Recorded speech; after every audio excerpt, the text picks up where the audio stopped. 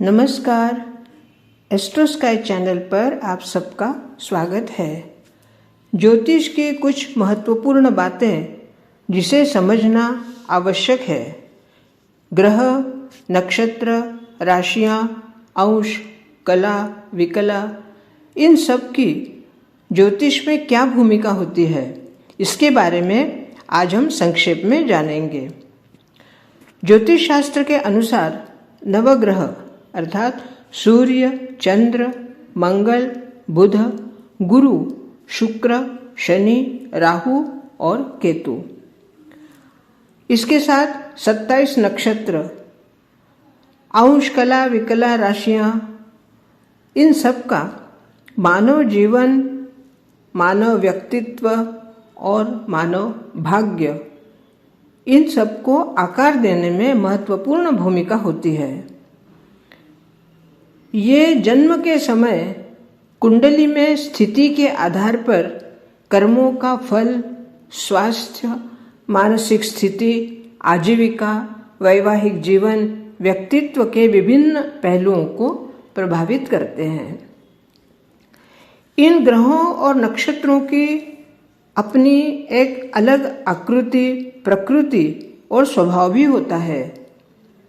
अपनी विशेषता के कारण इनमें से कुछ ग्रह शुभ होते हैं तो कुछ ग्रह क्रूर होते हैं।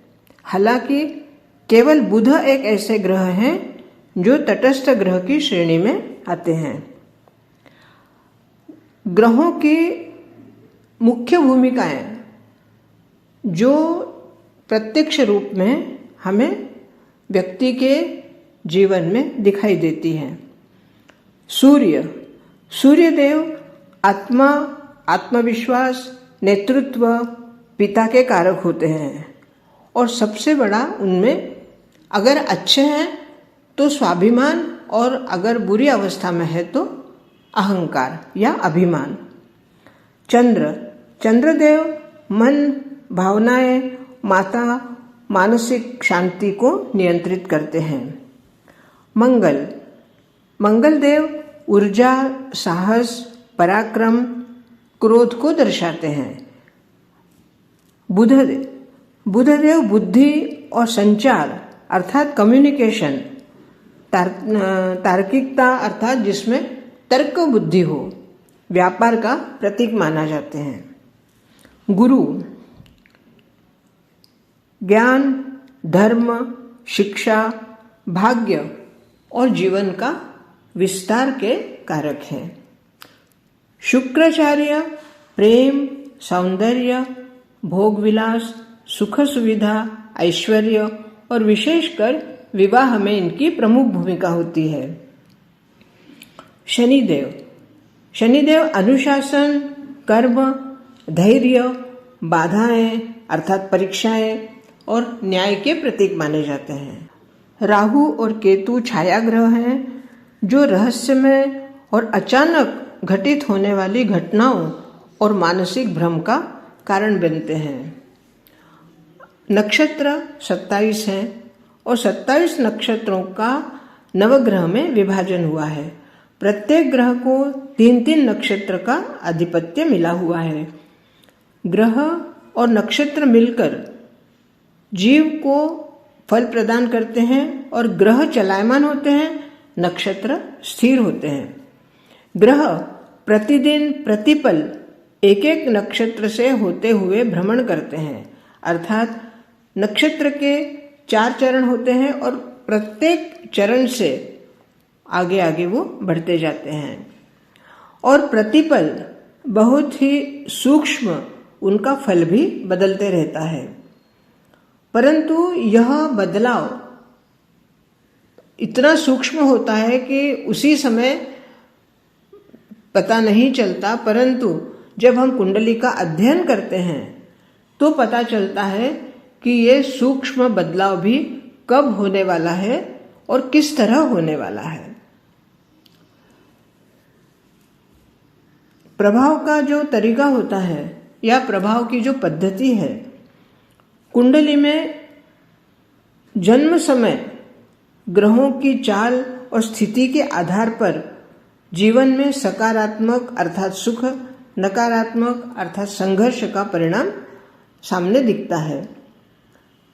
जैसे दशा और भ्रमण में जो गोचर में जो भ्रमण होता है, उसका प्रभाव ग्रह अपनी महादशा, अंतर्दशा, विदशा, सूक्ष्म दशा, प्राण दशा, ऐसी 5 दशाएं होती हैं।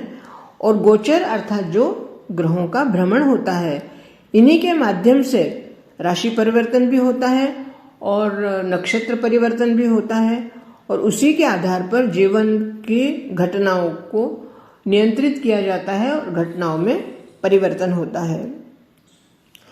अब कई बार जब कमजोर या अशुभ ग्रहों के नकारात्मक प्रभाव जीवन में बढ़ जाते हैं, तब उसे कम करने के लिए या उसका प्रभाव जीवन पर कम हो, उसके लिए मंत्र, रत्न, दान, अनुष्ठान, पूजन, अभिषेक, ये सब क्रियात्मक उपाय किए जाते हैं।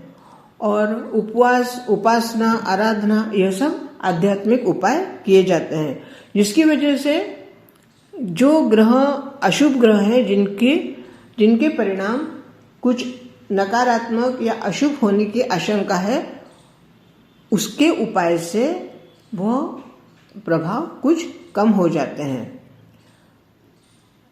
सभी ग्रहों को 3 श्रेणी में भी विभाजित किया गया है।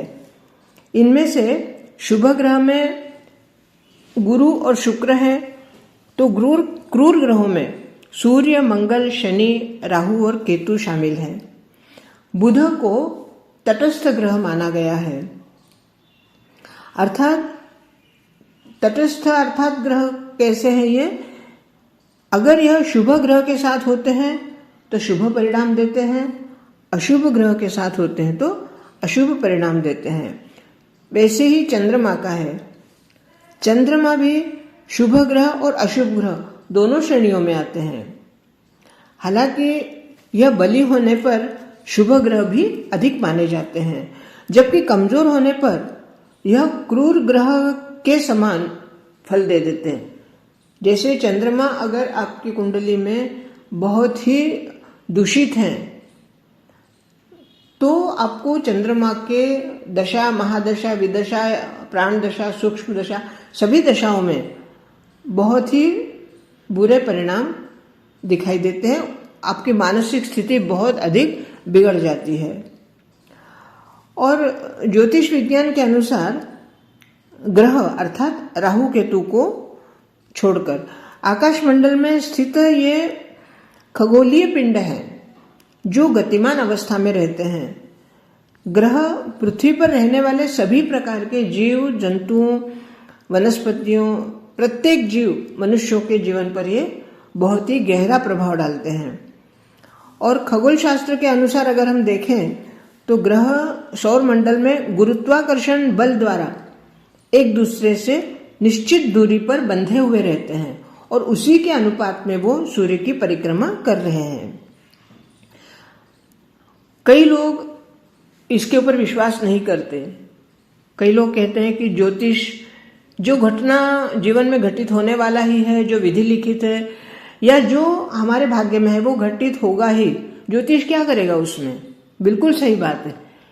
कई लोगों का जो विश्वास नहीं है उनको ऐसा ही कहना पड़ेगा कि सही बात है, क्योंकि जब सामने वाले का विश्वास ही नहीं है तो ज्योतिष आपको कितना भी सही सटीक जवाब दे परंतु विश्वास नहीं बैठेगा।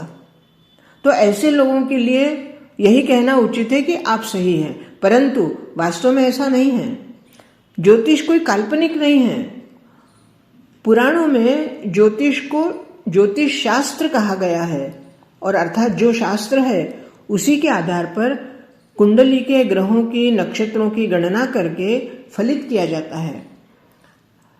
संक्षेप में अगर हम कहें तो ग्रह हमारे जीवन में भाग्य के निर्देशक, कर्मों के संचालक के रूप में कार्य करते हैं, जो हमें जीवन के विभिन्न क्षेत्रों में सफलता, असफलता, सुख दुख का अनुभव कराते हैं। जीवन को सुचारू रूप से चलाने के लिए ज्योतिष एक सशक्त मार्गदर्शक है।